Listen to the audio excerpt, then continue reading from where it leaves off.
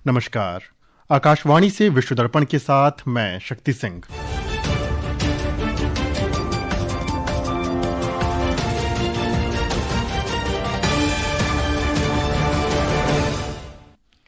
मुख्य समाचार। भारत और इस्राइल ने विशेष रणनीतिक साझेदारी को और मजबूत बनाने की प्रतिबद्धता दोहराई।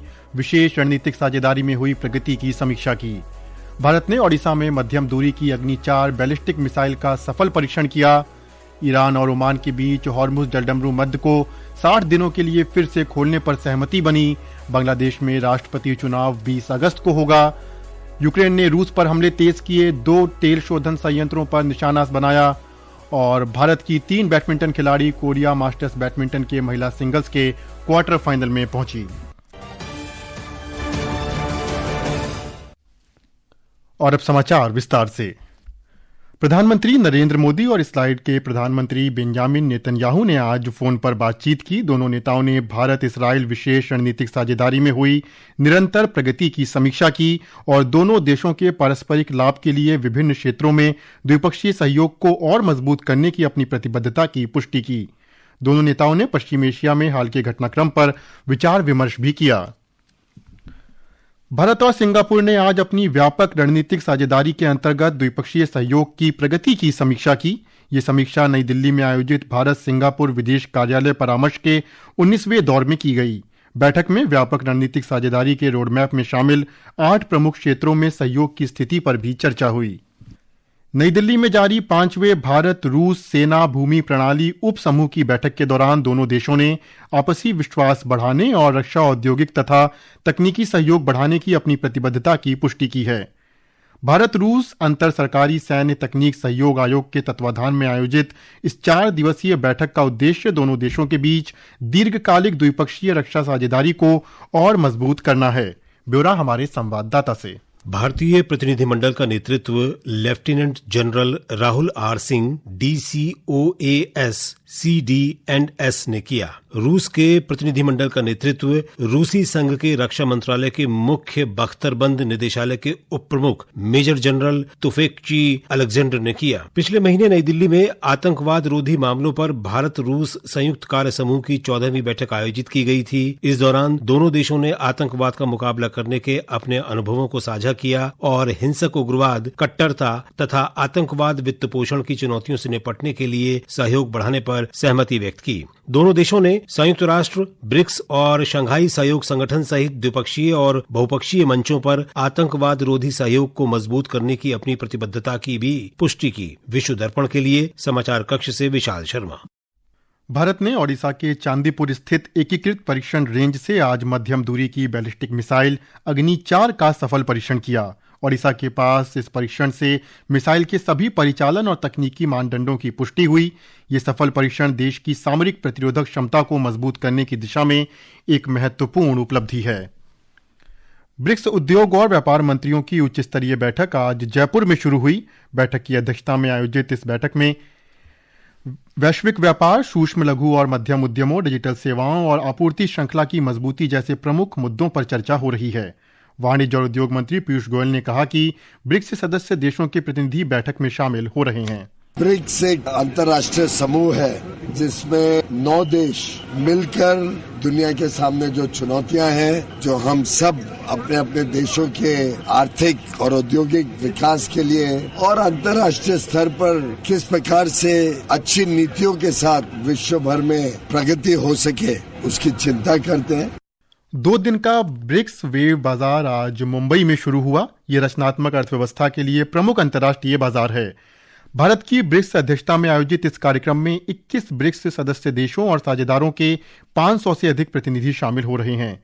हमारी संवाददाता ने बताया कि बाजार का उद्देश्य film, television, animation, VFX, gaming, संगीत, डिजिटल मीडिया और उभरते कंटेंट फॉर्मेट में सहयोग का मार्ग तैयार करना है। सूचना एवं प्रसारण सचिव श्री चंचल कुमार ने आज कहा कि ब्रिक्स वेव बाजार का उद्देश्य वैश्विक क्रिएटिव इकोनॉमी के लिए एक ऐसा मंच बनाना है जहां परियोजनाओं, भागीदारी तथा को प्रोडक्शन के नए मार्ग उजागर हों। इलेक्ट्रॉनिक्स, IT, AI मंत्री एडवोकेट आशीष शेलार ने कहा कि ब्रिक्स वेव बाजार वैश्विक क्रिएटिव इकोनॉमी के भविष्य को आकार देने के लिए प्रभावी साबित होगा। विशा रानी, आकाशवाणी समाचार, मुंबई। विश्व दर्पण समाचार आकाशवाणी से प्रसारित किए जा रहे हैं। ताजा समाचार जानने के लिए आप हमारे social media handle x@AIR news Hindi को फॉलो कर सकते हैं। विश्व दर्पण में आपका फिर स्वागत है।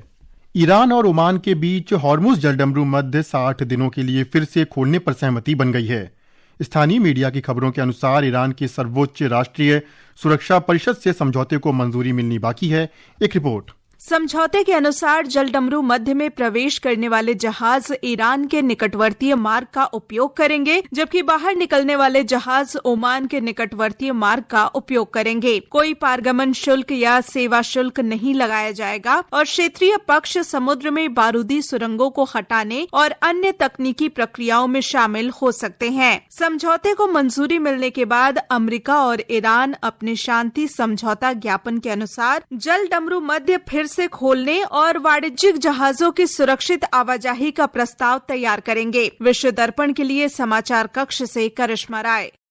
इसराइल की सेना ने कहा है कि दक्षिणी लेबनान में एक अभियान के दौरान हुए विस्फोट में उसके 2 सैनिक मारे गए और 4 अन्य घायल हैं। विस्फोट के कारणों की जांच जारी है। इस्राएली सेना ने शुरुआत में उसे हिजबुल्लाह की तरफ से युद्धविराम का उल्लंघन बताया और दक्षिणी लेबनान में हवाई हमले किए। लेबनान के स्वास्थ्य मंत्रालय ने बताया कि दक्षिणी शहर तिब्नीन पर इस्राएली हवाई हमले में एक व्यक्ति की मौत हो गई और 12 अन्य लोग घायल हैं। यूक्रेन ने रूस के तेल भंडार को निशाना बनाते हुए ड्रोन हमले किए हैं। राष्ट्रपति वोलोदिमिर जेलेंस्की ने कहा कि सेना ने रूस के बशकोर्तस्कान और यारकोस्कोस्ट क्षेत्र में तेल रिफाइनरियों पर हमला किया। एक रिपोर्ट। हमले के बाद यारोस्लाव शहर के ऊपर घना काला धुआं देखा गया। प्रांतीय गवर्नर ने इसे क्षेत्र पर अब तक का सबसे बड़ा ड्रोन हमला बताया। नष्ट किए गए ड्रोन के गिरे मलबे से तेल भंडारण टैंक क्षतिग्रस्त हो गए। रूस के रक्षा मंत्रालय ने दावा किया कि वायु रक्षा प्रणाली ने यूक्रेन के 605 ड्रोन को रोककर नष्ट कर दिया। अधिकारियों ने बताया कि हमलों में 3 लोग मारे गए। इस बीच यूक्रेन पर रूस के हमले भी जारी हैं। यूक्रेन के अधिकारियों ने बताया कि हमलों में 6 लोगों की मौत हुई है। विश्व दर्पण के लिए मैं जया भारती। बांग्लादेश में राष्ट्रपति पद का चुनाव इस महीने की 20 तारीख को होगा। बांग्लादेश के निर्वाचन आयोग ने आज इसकी घोषणा की। निर्वाचन कार्यक्रम के अनुसार उम्मीदवार 13 अगस्त को सुबह 10 बजे से शाम 4 बजे तक मुख्य चुनाव आयुक्त के कार्यालय में अपना नामांकन पत्र दाखिल कर सकेंगे। नामांकन पत्रों की जांच 16 अगस्त को होगी, जबकि उम्मीदवार 18 अगस्त तक अपना नाम वापस ले सकेंगे। राष्ट्रपति चुनाव की आवश्यकता मोहम्मद शहाबुद्दीन के 24 जुलाई को इस्तीफा देने के बाद पड़ी थी। पाकिस्तान के कब्जे वाले जम्मू कश्मीर POJK में पाकिस्तानी सुरक्षा बलों की कार्रवाई से मानवाधिकार को लेकर चिंताएं बढ़ गई हैं। 27 जुलाई को POJK में तथाकथित विधायी चुनावों से पहले दिन रावलकोट में हिंसक झड़पें हुई। संयुक्त अवामी कार्रवाई समिति ने आरोप लगाया कि पाकिस्तानी सुरक्षा बलों ने प्रदर्शनकारियों पर गोलियां चलाई, जिससे कई लोगों की मौत हो गई और कई लोग घायल हुए। ब्रिसेल्स स्थित EU रिपोर्टर्स की रिपोर्ट में कहा गया कि मोबाइल और इंटरनेट सेवाओं में लगातार बंद रहने से पत्रकारों और मानवाधिकार समूहों के लिए जमीनी स्थिति का आकलन करना मुश्किल हो गया है। खेलों में कोरिया मास्टर्स बैडमिंटन में तन्वी शर्मा, अश्मिता चहला और रक्षिता रामराज ने महिला सिंगल्स के क्वार्टर फाइनल में जगह बना ली है। पुरुष डबल्स में पृथ्वी कृष्णमूर्ति रॉय और कृष्णा प्रसाद गरागा की जोड़ी अंतिम 8 में पहुंच गई है। प्री क्वार्टर फाइनल में तन्वी ने श्रेयांशी विली शेट्टी को हराया, वहीं अश्मिता ने मेजबान कोरिया की किम मिन जी को और रक्षिता ने जापान की मनामी सुइजू को पराजित किया।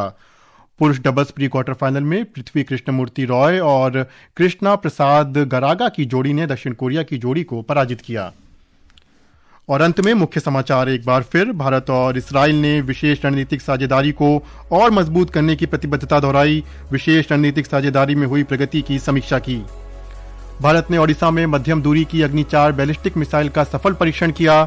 ईरान और ओमान के बीच हॉर्मुज जलडमरू मध्य को 60 दिनों के लिए फिर से खोलने पर सहमति बनी। बांग्लादेश में राष्ट्रपति चुनाव 20 अगस्त को होंगे। यूक्रेन ने रूस पर हमले तेज किए, 2 तेल शोधन संयंत्रों को निशाना बनाया। और भारत की 3 बैडमिंटन खिलाड़ी कोरिया मास्टर्स के महिला सिंगल्स क्वार्टर फाइनल में पहुंची। इसके साथ ही विश्व दर्पण का ये अंक समाप्त हुआ। नमस्कार।